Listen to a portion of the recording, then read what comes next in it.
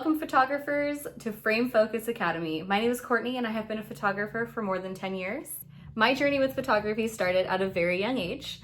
I'm an only child, so on family road trips and vacations, my dad would always have a camera with him, and that always interested me. And so I had to find my own way to be entertained on family vacations. So I started taking pictures, and eventually my parents bought me a Canon Cybershot. One of those tiny cameras. I took that thing everywhere. I mean, I was obsessed with it. I had it all the way through high school. And when I was in high school, I joined a yearbook class and I took photos there. I got to learn their cameras, which at the time was a DSLR. And so we used that. I started learning on that. I am self-taught. No one taught me anything. I learned through YouTube. I learned through educational courses that I just picked up on online.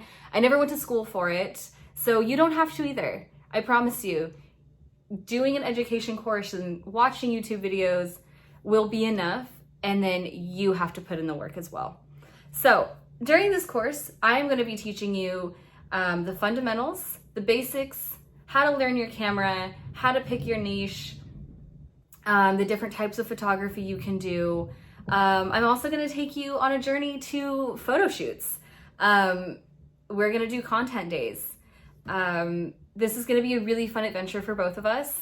This is my first time doing an educational course, so bear with me. I appreciate you all joining in and watching this because we're going to just go through the bumps and the bruises of learning something new together.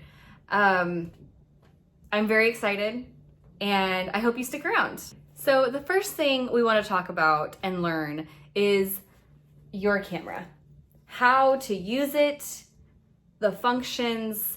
My biggest suggestion, yes, read the manual. But if you're like me, you have to feel, you have to do, you have to touch to learn. So I would say just take your camera and start playing with it. If you need a subject, take your boyfriend, take your husband, take your kids, take them out and go to the backyard or the nearest park and just play around with your camera. Learn the different functions. I would say the best thing to do is just play around with it. Get familiar with the functions, get familiar with how everything works.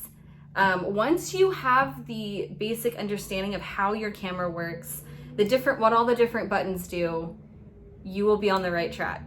So today I'm just going to go over a very basic understanding of what these functions do. I am shooting on a Sony a7R III. So if you're working with a Sony, our functions are going to be about the same. So Canon users, Nikon users, any other users, play around with your camera. A lot of the functions do the same thing, they just might be in a different area. So let's get started. So on the top of the camera, we have the on-off switch right here. We also have this selector up here, which you can change to manual mode, shutter priority, aperture priority,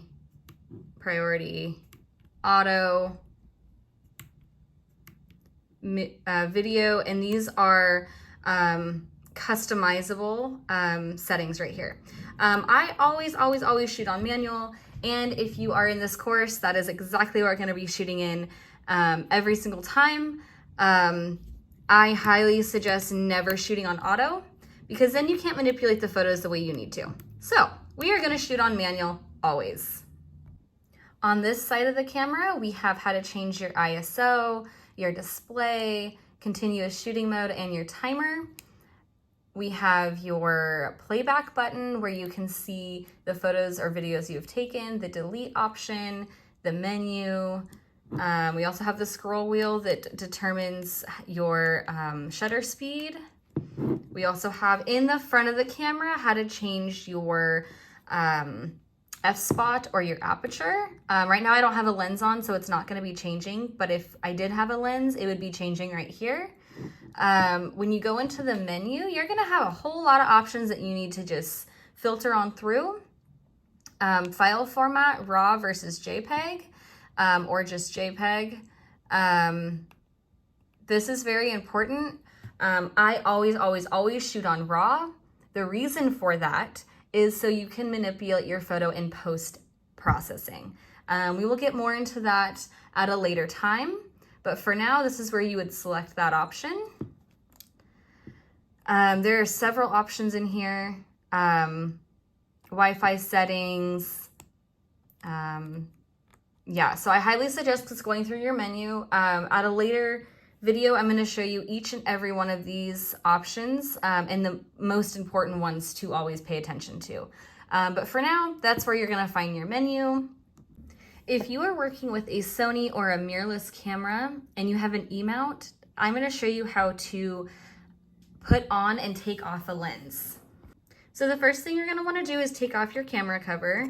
You always want to have a cover because this is your sensor and we don't want that to get scratched. So you're going to line up the white dot on your lens with the white dot on your camera, and it'll click in perfectly right there. And then you're just going to want to twist until you hear the click.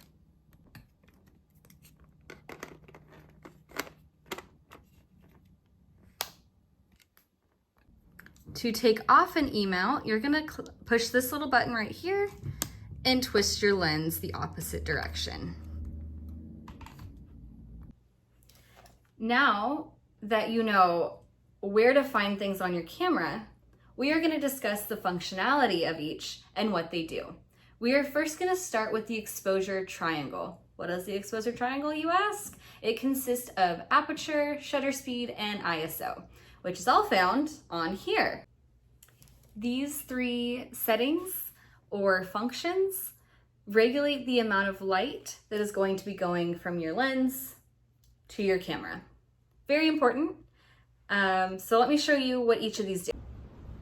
You see how this picture looks dark? I'm just going to higher my ISO to a point where it looks light enough. Then I'm going to change my shutter speed. This will help with shakiness. We will go over this a lot more in my next video, so please stay tuned. This is just a general overview. F-spot to get my focal point.